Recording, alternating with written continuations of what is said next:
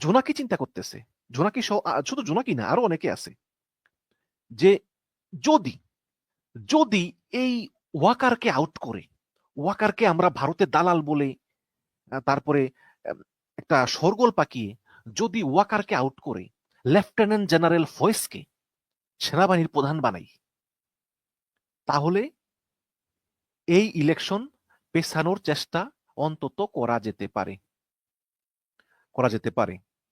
এই তো এখন হয়তো প্রশ্ন করতে পারেন যে কে এই লেফটেন্যান্ট জেনারেল ফয়েজ। দেখুন, লেফটেন্যান্ট জেনারেল ফয়েজ কিন্তু এসব কিছু জানে না, তিনি কিন্তু একজন খুবই ভালো মানুষ। আমি আপনার ছবিটা দেখাই, এই যে ওনার ছবি, আপনারা দেখে নিয়ে যায় না, এই যে লেফটেন্যান্ট জেনারেল ফয়েজ, উনি একটু বিএনপি জামাতপন্থী, উনি উনি লোক খুব ভালো, উনি কিন্তু এসবের ভিতরেও নাই। এবং এবং ওয়াকারের সঙ্গে ওনার খুব ভালো সম্পর্ক, ওনার সঙ্গে ওয়াকারের ভালো সম্পর্ক।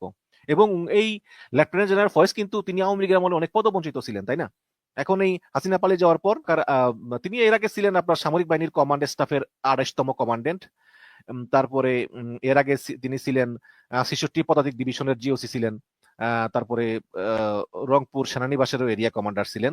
তো হাসিনা পালিয়ে যাওয়ার পরে 2024 সালের মানে গত বছরের 12ই আগস্ট, মানে হাসিনা পালিয়ে গেছে 5ই আগস্ট, তাকে সেনাপ্রধান ওয়াকারুজ্জামান 12ই আগস্ট ডিজিএফআই এর মহাপরিচালক বানান। যে ডিজিএফআই কে দিয়ে হাসিনা খুন করাতো, সেই ডিজিএফআই এর মহাপরিচালক হিসাবে এই লেফটেন্যান্ট জেনারেল ফয়েজকে পদোন্নতি দেন, এবং তাকে কোয়ার্টার মাস্টার জেনারেল করা হয়। শুধু তাই না, আরো একজনকে আগে ছিলেন মেজর জেনারেল, এখন এই লেফটেন্যান্ট জেনারেল করা হয়। আপনারা জানেন যে সেনা প্রধান হচ্ছে জেনারেল, তার নিচের পোস্টই হচ্ছে লেফটেন্যান্ট জেনারেল। তো তার নিচের পোস্টেই আছে এই ফয়েজ। যেমন যে পর্যায়ক্রমে হয় লেফটেন্যান্ট জেনারেল, তারপরে মেজর জেনারেল, ব্রিগেডিয়ার জেনারেল, এরকম সেনা প্রধানের পরের পোস্ট গুলো আর কি। তো তাকে এই এই যে যে প্রতিরক্ষা গোয়েন্দা মহাপরিদপ্তরের প্রধান, যে ডিজিএফআই এর প্রধান বানানো হয়েছে এই। এবং আরেকজনকেও প্রমোশন দেওয়া হয়েছে, সেটা হচ্ছে মাইনুর রহমান। এই মাইনুর রহমানকে আর্মি ট্রেনিং এন্ড ডক্টরিন কমান্ডের জিওসি করা হয়েছে এই। তো এই সেনাপ্রধান ওয়াকারুজ্জামানকে সরিয়ে এই ডিজিএফআই এর প্রধান লেফটেন্যান্ট জেনারেল ফয়জুর রহমানকে সেনাবাহিনীর প্রধান করার একটা চিন্তা এই জোনাকি টোনাকি এরা চায় এই। কারণ তারা মনে করে যে এই লেফটেন্যান্ট জেনারেল ফয়েজ তিনি জামাতের লোক, তিনি হিজবুত তাওহিরির লোক। আসলে কিন্তু তিনি এগুলোর কোনো লোকই না। তিনি এবং ওয়াকারুজ্জামান জামান খুবই ভালো সম্পর্ক, কিন্তু এই জোনাকিরা মনে করে যে এই লেফটেন্যান্ট জেনারেল ফয়েজকে যদি সেনাপ্রধান বানানো যায়, যেহেতু সে জামাতপন্থী, সেহেতু ওয়াকারকে বাদ দিয়ে তাকে যদি সেনাবাহিনীর প্রধান বানানো যায়, তাহলে তিনি এই নির্বাচনটা যাতে না হয় আগামী 5 বছরের মধ্যে, এটার একটা কল কাঠি নাড়তে পারেন। এবং এদের মূল উদ্দেশ্যই হচ্ছে বিএনপি কে ঠেকাও, এবং বিএনপি কে ঠেকাতে হলে নির্বাচন পেছাতে হবে, এর কোনো বিকল্প নাই। বিএনপি কে ঠেকাতে হলে নির্বাচন পেছাতে হবে, এবং এই যে জাতীয় নাগরিক কমিটি ছাত্রদের, এটাকে আরো শক্তিশালী করতে হবে। বসুন্ধরা এবং অন্যান্য ব্যবসায়ীদের কাছ থেকে বড় ফান্ড লাগবে। আপনারা দেখেন তো না, এই যে ইন্টারকন্টিনেন্টালে বিভিন্ন ইফতার মাহফিল টাফিল এগুলো করে দেয় 2 কোটি টাকা খরচ করে। এটা নিয়ে আমার কোনো সমস্যা নেই, কারণ তারা কোত্থেকে টাকা পায় এটা আমার দরকার নেই। কারণ রাজনৈতিক দলগুলো তাদের তাদের টাকা পয়সা কোন খাতে তারা পায়, এগুলা তারা নির্বাচন কমিশনে একটা হিসাব জমা দিতে হয়, ওটা দিলেই আমি খুশি। কিন্তু সমস্যা হচ্ছে যে বিএনপি কে যাতে ঠেকানো যেতে পারে, বিএনপি যাতে নির্বাচনে আসতে না পারে, এই কারণে মানে এই বিষয়ে সরকারের উপদেষ্টারাও এর সঙ্গে জড়িত। সরকারের উপদেষ্টা, বিশেষ করে এই যে শিল্প উপদেষ্টা আদিলুর রহমান শুভ্র, আপনারা জানেন যে তিনি অধিকারের প্রধান ছিলেন। তার যে অধিকার, মানবাধিকার সংস্থা অধিকার, তারা ওই গুম খুনের সঠিক রিপোর্ট প্রকাশ করার কারণে অধিকারের লাইসেন্স রেজিস্ট্রেশন বাতিল করা হয়েছে। এবং এই অধিকারের প্রধান আদিলুর রহমান শুভ্র এবং তার সেক্রেটারি নাসির উদ্দিন এলান, এই দুজনকে তারা আদালতেও নিয়েছিল, জেল দিয়েছিল। এবং আমরা সবাই কিন্তু আদিলুর রহমান শুভ্রর ভক্ত ছিলাম এবং তার গ্রেপ্তারের বিরুদ্ধে প্রতিবাদ করেছিলাম।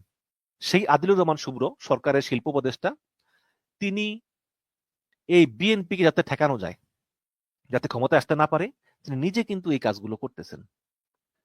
এবং সেই সঙ্গে যে বর্তমান যে দুইজন আছেন উপদেষ্টা আসিফ এবং মাহফুজ, তারা জানি না তারা এর সঙ্গে যুক্ত আছে কিনা। এই তাহলে আপনি দেখেন যে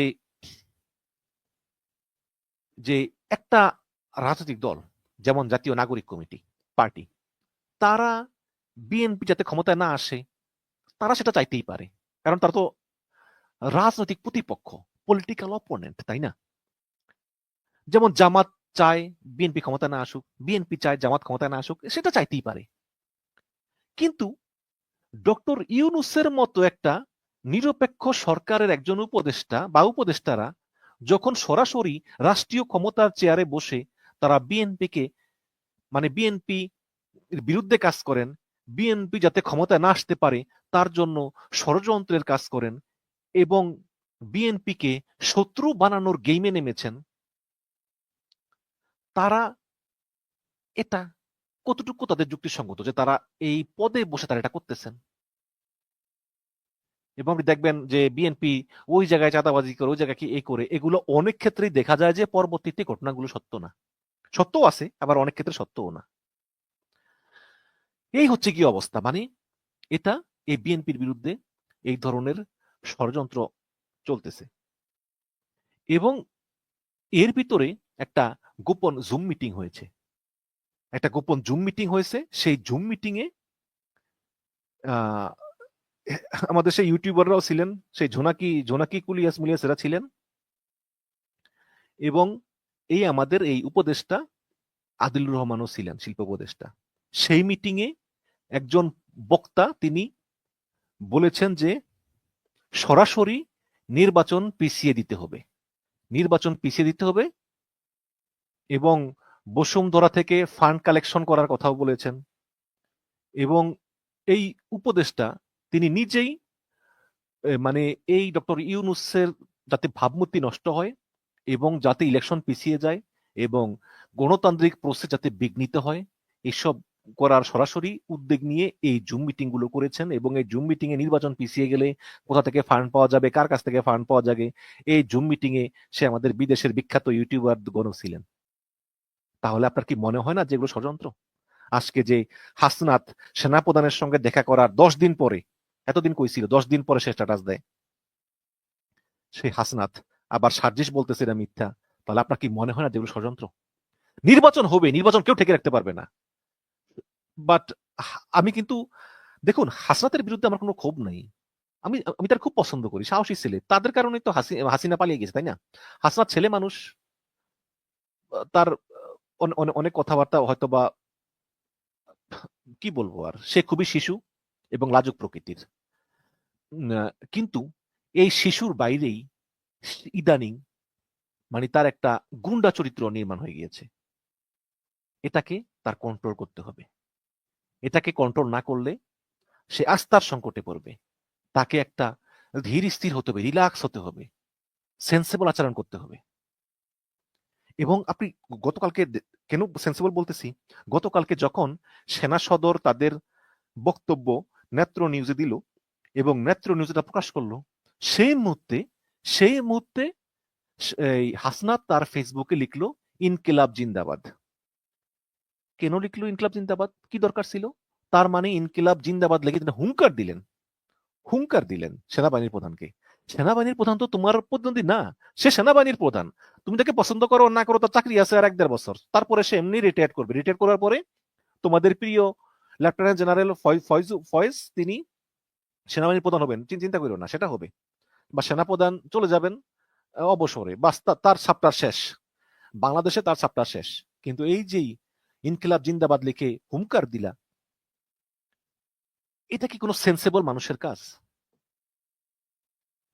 তো যারা নাগরিক কমিটি আছেন তাদের যে ভাই ব্রাদাররা আছে নাগরিক কমিটির, যে হাসনাত, সার্জিস, তারপরে নাহিদ, তারপরে আরো কারা কারা আছেন, নাসিরউদ্দিন পাটোয়ারি, আক্তার হোসেন আমার খুবই প্রিয়, তাদেরকে বলতেছি যে ভাই, রাজনীতি আর অ্যাক্টিভিজম, অ্যাক্টিভিজম মানে ইউটিউবিং ফেসবুকিং, এই দুইটা ভিন্ন জিনিস। এই দুইটার ভিতরে আপনারা এখনো পার্থক্য করতে পারেন নাই। আপনারা পুরা রাজনীতিটারেই ফেসবুক ইউটিউবের অ্যাক্টিভিজমের জায়গায় নিয়ে গেছেন। এইভাবে এগুলো করে যে সেনাপ্রধান অমুক বলছে কেন, ও অমুক বলছে কেন, এগুলো করে একটা শোরগোল করা যায়, কিন্তু শেষ পর্যন্ত কিন্তু বড় কিছু অর্জন করা যায় না। অলরেডি আপনারা এগুলো অনেক করছেন। ওই যে রাষ্ট্রপতির চুপ প্রপাসানো থেকে শুরু করে বিভিন্ন জায়গায় কিছু হইলি রাজুতে আয়, এই আয় সেই আয়, এগুলো এখন তো আপনারা ছাত্র নাই, এখন আপনারা একটা পলিটিক্যাল পার্টি খুলছেন। এখন কিন্তু ছাত্র হিসাবে আর কেউ আপনাদেরকে সফট কর্নারে কেউ দেখবে না, কারণ জাতীয় নাগরিক পার্টি এখন একটা রাজনৈতিক দল, আর আপনারা হইলেন ওই দলের নেতৃবৃন্দ। কাজে আপনাদেরকে পলিটিক্যাল দৃষ্টিতেই দেখা হবে। এখন দলের সবাই নেতা, দলের সবাই যদি নেতা হয় তাহলে কিন্তু মানে সমস্যা হচ্ছে এখানেই। এই জাতীয় নাগরিক কমিটিতে নেতার চেয়ে কিন্তু মানে কর্মীর চেয়ে নেতা বেশি। এই কারণে কেউ কারো কোনো কথা শোনে না। একটা দলের একটা চেইন অফ কমান্ড আছে না, যে একজন একটা কথা বললে আরেকজন চুপচাপ থাকে, ওইটা নাই। এক একজন এক এক কথা বলে। হাসনাত বললো সেনাপ্রধান এইটা বলছে, নাসিরউদ্দিন পাটোয়ারি বলল যে হাসনাত শিষ্টাচার ভঙ্গ করছে, সার্জিস বলল যে হাসনাত ঠিক করে নাই। কেন রে ভাই? হাসনাত এই যে ফেসবুকে সেনাপ্রধানের বিরুদ্ধে এই কথাটা হঠাৎ করে পোস্টটা দিয়ে দিলেন, এটা দেওয়ার আগে একবার আলাপ করছিলেন? নাহিদের সঙ্গে আলাপ করছিলেন? নাহিদ তো আপনাদের দলের প্রধান, নাহিদের কাছ থেকে অনুমতি নিয়েছিলেন? আসিফ যেটা ভিডিও বানায় ফেলাইলো যে সেনাপ্রধান বলছে যে ডক্টর ইউনূস আমার পছন্দ না, এটা কি নাহিদের সঙ্গে আলাপ করছিলেন? দলীয় ফোরামে আলোচনা করছিলেন? করেন নাই তো।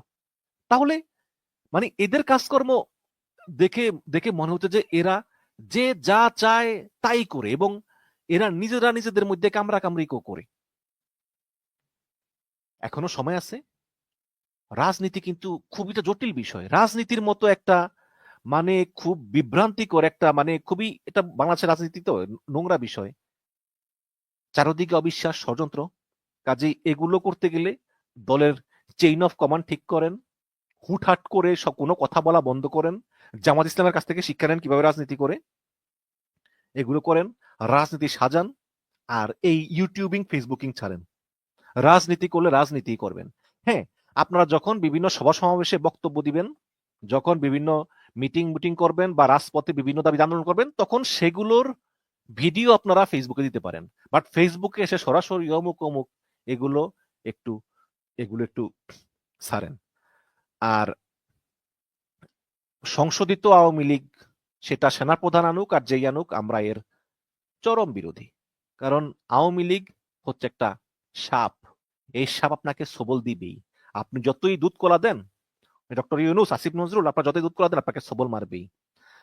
উদাহরণ দিই, যেমন বঙ্গবন্ধু শেখ মুজিবুর রহমান, তিনি চতুর্থ সংশোধনীর মাধ্যমে এই আওয়ামী লীগ বিলুপ্ত করে তিনি বাকশাল প্রতিষ্ঠা করেছেন। তো তো শেখ মুজিবের মৃত্যুর পরে জিয়াউর রহমান ক্ষমতা এসে পঞ্চম সংশোধনীর মাধ্যমে বহুদলীয় গণতন্ত্র প্রতিষ্ঠা করে তিনি আওয়ামী লীগের পুনর্বাসনের ব্যবস্থা করেন, এবং তার এবং জিয়াউর রহমানকে নিজের জীবন দিয়ে তার মূল্য চুকাতে হয়েছে না?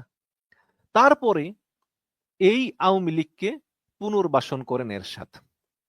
ওই যে সম্ভবত 1988 ইলেকশন হয়েছিল, শেখ হাসিনা বলেছিলেন না যে এরশাদের সঙ্গে যে ইলেকশনে যায় সে জাতীয় বেঈমান, তারপরেও গিয়েছিলেন। সেই এরশাদকেও ক্ষমতা ছাড়তে হয়েছে। তারপরে এই আওয়ামী লীগকে আবার পুনর্বাসন করেছে জামাতে ইসলাম। তত্ত্বাবধায়ক সরকারের দাবিতে জামাত ইসলাম আওয়ামী লীগের সঙ্গে মিলে 170 দিনেরও বেশি হরতাল করেছে যুগ্মভাবে। এই জামাত ইসলামের 10-11 জন সিনিয়র নেতাকে জীবন দিয়ে তার মূল্য দিতে হয়েছে, ফাঁসি কাস্টে ঝুলিয়েছে। জামাতের বিরুদ্ধে এমন কোনো অত্যাচার নাই আওয়ামী লীগ 17 বছরে না করেছে।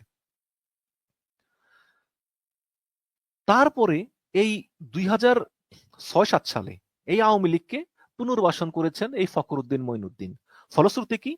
ফখরুদ্দিন মঈনুদ্দিনকে মানে জেনারেল ফখরুদ্দিন মইনি আহমেদ এরা এখন এই বাংলাদেশ ছেড়ে এখন বিদেশে অবস্থান করতেছে। এখন আবার এই 2025 সালে আবার আওয়ামী লীগকে যারা পুনর্বাসন করতে চান, আমি সাবধান করে দিচ্ছি, ইতিহাস থেকে শিক্ষা নিন। আওয়ামী লীগকে যারা পুনর্বাসন করার চেষ্টা করে তাদের পরিণতি কি হয় সেটা ওই ইতিহাস থেকে শিক্ষা নিন। ঠিক আছে? এখন একটা কথা বলে শেষ করবো, সেটা হচ্ছে যে আমাদের অনেকেই বলেন যে 26শে মার্চ প্রধান উপদেষ্টা চীন সফরে যাচ্ছেন, এখন 26শে মার্চ প্রধান উপদেষ্টা থাকবেন চীনে, ওদিকে সকল উপদেষ্টারা থাকবে ব্যস্ত, কারণ ঈদ আসতেছে, এবং ঢাকা শহর হয়ে যাবে জনশূন্য, কারণ ঈদ উপলক্ষে সবাই বাড়ি যাইব। তো এ সময়ে যদি জেনারেল ওয়াকার একটা অভ্যুত্থান ঘটে ফেলায়, এটা অনেকে বলতেছেন। কাজেই অনেকে বলতেছেন যে ছাত্র জনতা যারা আছে এবার ঈদে কারো বাড়ি যাওয়ার দরকার নাই, তারা ঢাকা শহরকে পাড়া হিসাবে রাখবে, তা না হলে জেনারেল ওয়াকার একটা অভ্যুত্থান ঘটিয়া ক্ষমতা নিয়ে নিবে। এবং আমি আপনাদেরকে বলতেছি যে এর বিন্দু মাত্র সম্ভাবনা নাই। জেনারেল ওয়াকারের ক্ষমতা নিতে চাইলে সেটা হাসিনা যখন পালিয়ে গিয়েছে, এবং আপনার খেয়াল আছে হাসিনা পালিয়ে যাওয়ার পর সেনাপ্রধান বারে বারে বলতেছেন তিনি জাতির উদ্দেশ্যে ভাষণ দিবেন, তখন তাকে বললেই হতো যে আমি আজ থেকে নিজেকে আহ, অস্থায়ী প্রধানমন্ত্রী হিসাবে ঘোষণা করলাম। প্রেসিডেন্ট তো চুপ আছেই, এবং এটা কিন্তু ভারতেরও সমর্থন ছিল। ভারত তাকে বারে বারে বলছে, সমর্থন ছিল যে আপনি হন। এবং সেনাপ্রধানের যে জুনিয়ররা, জিয়াউল আহসান, মুজিব টুজিব সহ আরো যারা যারা আছে, সবই তো এগুলা খুনি বেশিরভাগই, তারাও বলেছিল যে আপনি ক্ষমতা নিয়ে নেন, আমাদেরকে সেভ করেন। তখন রাস্তার বাইরে স্লোগান দিতেছিল জনগণ, এই মুহূর্তে দরকার সেনাবাহিনীর সরকার, দিছিল না? তখনই এই জেনারেল ওয়াকার ক্ষমতা নেয় নাই। এখন জেনারেল ওয়াকার ক্ষমতা নিবে, তো এই ধরনের বিভ্রান্তিকর তথ্য আপনারা প্রচার করবেন না। সেনাপ্রধান কখনোই ক্ষমতা নিবে না। আপনারা এইবারকার ঈদে নিরাপদে বাড়ি যান, বাড়িতে গিয়ে ঈদ পালন করুন, এই কোনো গুজব, কোনো বিভ্রান্তি ছড়াবেন না। এবং পরিশেষে একটা কথাই বলি, সেটা হচ্ছে যে এই নতুন যে ভাই ব্রাদার হাসনাত, তারপর সার্জিস, কথাবার্তা একটু কম বলার চেষ্টা করেন, রাজনীতিটা মন দিয়ে করেন। সেনাপ্রধান বলেছে না যে আপনাদের এক্সপিরিয়েন্সে ঘাটতি আছে, সত্য কথা, কিন্তু আসলে ঘাটতি আছে। রাজনীতি এত সহজ কোনো বিষয় না। আজকে আপনারা সেনাপ্রধানের নামে যে সমস্ত কথাবার্তা বললেন, পরবর্তীতে আপনারটা তো একটা দল করেছেন, আপনাদের দলের সঙ্গে কেউ কোনো গোপন মিটিং করতে চাইবে না।